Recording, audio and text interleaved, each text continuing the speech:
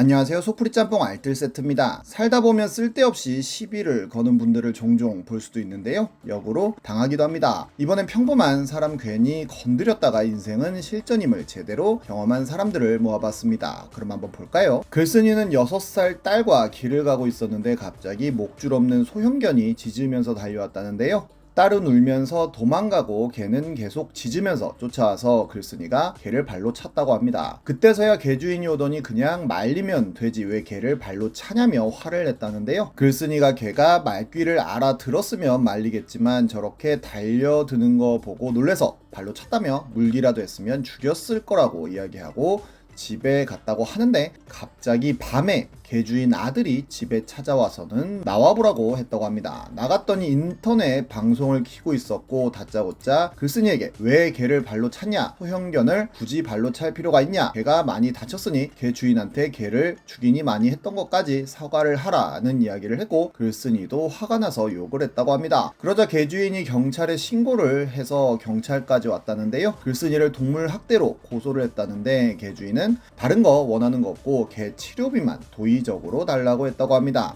그리고 6개월이 지난 22년 6월에 후기가 올라옵니다. 경찰에서는 CCTV 확인 결과 긴급 방어 조치로 보여진다며 검찰에 송치도 안 하고 내사 종결했고 내사 종결 확인되자마자 아이 정신과 치료 및 검사 후 CCTV 확보하여 직접 대법원 전자 민사 소송을 진행했다고 합니다. 소송 후 약 2주 정도 뒤에 개 아줌마에게 소장이 전달되었다는 걸 확인하고 딱 일주일 후에 합의하자고 연락이 왔다는데요. 합의금 350만 원에 아이에게 직접 사과하기, 평상시에 목줄 꼭 하고 다니기로 합의했다고 하는데 이후로 동네에서 가끔 마주치면 목줄을 잘 하고 다닌다고 합니다. 이와 비슷한 고양이 사건도 있는데요. 들고양이 캣맘 사건입니다. 2017년엔 4년 동안 들고양이를 데리고 와서 가게 앞에다가 사료를 놓고 먹이는 등 정성을 들여 거둔 캣맘이 있었다는데요. 그런데 새끼를 낳고는 예민해져서 가게 앞 도로에서 행인이 데리고 걸어가던 푸드를 보고 갑자기 달려들었다고 합니다. 행인이 푸드를 들어앉자 고양이는 행인의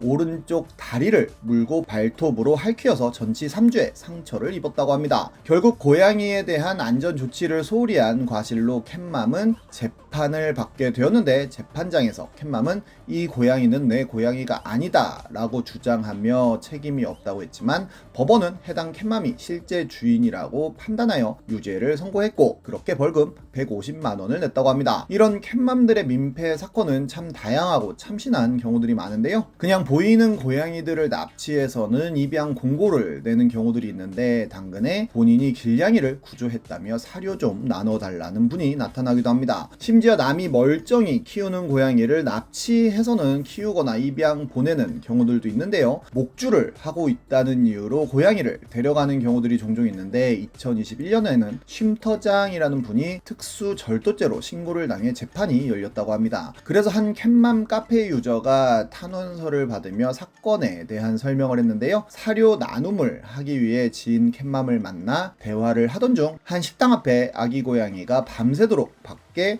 묶여 있다는 것을 알게 되었고 새벽이고 너무 추워서 결국 데려와 병원에서 치료하고 처방약과 함께 다시 고양이를 데려다주며 제대로 키워달라고 부탁했더니 절도죄로 고소를 당했다는 내용이었는데 캣맘 한 명은 출근길에 경찰차에 강제 연행이 되었다고 합니다. 하지만 이 글엔 의도적으로 은폐된 사실들이 굉장히 많다고 하는데요. 재판에 와서 수의사가 한 증언들에 의해 많은 반전을 맞이했다고 합니다. 범인들은 길고양이라며 병원에 데리고 왔지만 의사 눈에는 딱 봐도 털의 윤기도 좋고 건강해 보여 아무래도 주인이 있는 고양이 같으니 돌려보내라고 이야기까지 했다고 합니다. 하지만 범인들은 막무가내로 심장사상충 예방접종을 해달라고도 하고 피부 관련해서도 억지를 부려 어쩔 수 없이 피부약까지 처방해 줬다는데요. 고양이가 사라진 걸 안 사장님은 고양이를 찾기 위해 동분서주했고 결국 범인들이 고양이를 데리고 와서 앞으로 고양이 잘 돌보라며 적반하장의 모습을 보였다는데 그래도 사장님은 좋게 끝내기 위해 알았다며 잘 돌려보내려고 했지만 사장님이 저자세인 걸 본 캣맘들은 갑자기 고양이 치료비를 내놓으라고 요구를 하였고 빡친 사장님이 경찰 부르고 절도죄로 고소한 거라고 합니다. 결국 이후로의 재판 과정은 뉴스로 나오기도 했는데 징역 6개월에 집행유예 1년을 선고받았다고 합니다. 캣맘들 중에 길고양이한테 먹이를 주는 것에 진심인 분들도 많은데요. 어떤 분은 아예 길거리에 캣타워까지 만들고 모형 CCTV까지 설치하고는 이렇게 훼손을 금지한다는 안내판까지 붙여놓았다고 하는데, 더 나아가 먹이를 주고는 구청장의 이름으로 길고양이에게 해를 끼치지 말라는 안내문을 붙이기도 하고, 강서구청뿐만 아니라 원주시청의 이름으로도 붙인다고 합니다. 하지만 이건 명백한 공문서 위조로 10년 이하의 징역에 처하는 엄청난 범죄이기도 한데요. 아예 용접공까지 불러서 남의 집 앞에다가 이런 고양이 집을 만드는 분도 있었는데, 집주인이 10월에 곧 아기가 태어나니 고양이 울음소리 때문에 힘들다면서 밥자리와 집을 다 치워달라고 부탁을 했다며, 공용 공간인데 왜 치워드려야 하는지 모르겠다고 못 치운다고 말한 상태라는 글을 올립니다. 그러자 카페 사람들은 아이도 태어나서 울지 말라며 글쓴이 편을 들어주기도 했는데요. 애초에 공용 공간인데 왜 밥 주는 자리로 쓰냐는 질문에는 이 집 대지의 10평은 본인에게 소유권이 있다며 쓰면 안 되냐는 질문을 하기도 합니다. 이런 캣맘 출신인 분이 캣맘에게 가장 귀찮은 케이스라며 솔루션을 쓰기도 했는데, 밥그릇을 하루마다 꼬박꼬박 치우는 사람이 가장 짜증난다고 합니다.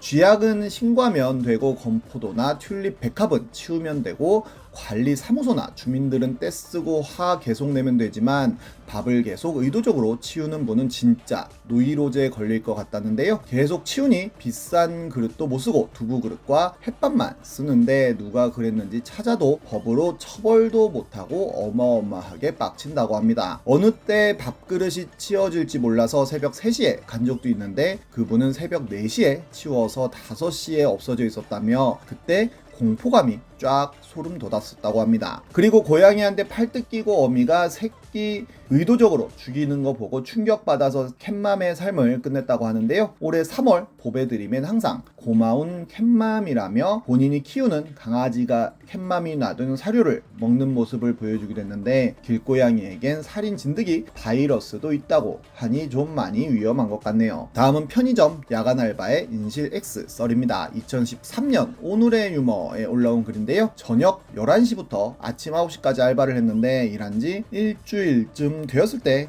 5, 60대 정도 되는 남성분이 담배를 피우면서 들어왔고, 담배는 끄고 들어오셔야 합니다 라고 하니, 내가 누군지 알아? 내가 여기 사장 형님이야 라고 하더니 막걸리 3병 사가면서 종이컵 달라고 하여 종이컵 개당 50원이에요 라고 하니까 갑자기 멱살을 잡고 오른손으로 찰지게 머리를 찰싹찰싹 때렸다고 합니다. 근데 멱살 잡고 쉐킷쉐킷 한지 5초 만에 순찰 돌던 경찰이 뛰어들어와서 땅바닥에 진압했다는데요. 경찰은 강도인 줄 알았다고 합니다. 그렇게 지구대로 가는 길에도 경찰한테 내가 저기 앞에 아파트 동대표야 라며 허세를 부렸다는데요. 다음날 병원 가서 목과 어깨의 상처에 대한 진단서도 끊고 사진도 찍어놓고는 머리 때린 건 흔적이 안 남아서 머리 맞은 후로 머리가 울리고 어지럽다고 이야기하니 전치 3주가 나왔다고 합니다. 다음날 지구대에 가서 가해자를 만났는데 진짜 사장님의 형이었고 계속 미안하다고 했다는데요. 그래서 술 드시고 그럴 수 있죠 라고 하며 진단서는 안 꺼내고 쿨하고 넘어갔는데, 이게 경기도 오산이었다고 합니다. 저녁에 출근 준비하고 있는데 갑자기 사장에게 전화가 와서는 오늘부터 출근하지 말라는 해고 통보를 하더니 바로 끊어버렸고, 글쓴이는 짜증이 나서 해당 상황을 A4 용지로 한 200장 뽑아서 동네방네 뿌리고 다녔다는데요. 바로 사장이 전화를 해서는 너 때문에 손님 줄었다며 죽여버릴 거라는 이야기를 하였고, 글쓴이는 바로 녹음을 하며 사장님 정말 왜 그러세요 무서워요 라는 이야기를 하면서 웃음을 꾹 참았다고 합니다. 그리고 일주일 후에 경찰서에 가서 사장님의 협박 전화 때문에 잠을 못 잔다며 고소를 하였고, 이번엔 경찰서에서 사장님을 만났는데 사장님은 오히려 CCTV 보니까 너 주머니에 뭐 넣는 거 봤다며 절도죄로 신고할 거란 이야기를 하였고, 같이 가준 형님이 당신이 하는 말 다 녹음해 놨으니까 확인해 보자며 녹음기를 꺼냈다는데요. 사실 확인 안 되면 또 고소할 거니까 알아서 하라고 하니 태도가 돌변하며 잘못했다고 빌었다고 합니다. 동대표라는 형님도 고소하여 나중엔 출동했던 경찰이 증언을 해주는 상황이 되었고 합의를 했다고 합니다. 그리고 합의금의 5분의 1 정도를 도와준 형님과 함께 초밥 먹는 데 썼다고 하네요. 그리고 1년 정도 지나 그쪽을 봤더니 편의점은 없어져 있었다고 합니다. 그리고 그 사장은 당시 최저임금이 4,320원일 때 수습기간이라며 3,900원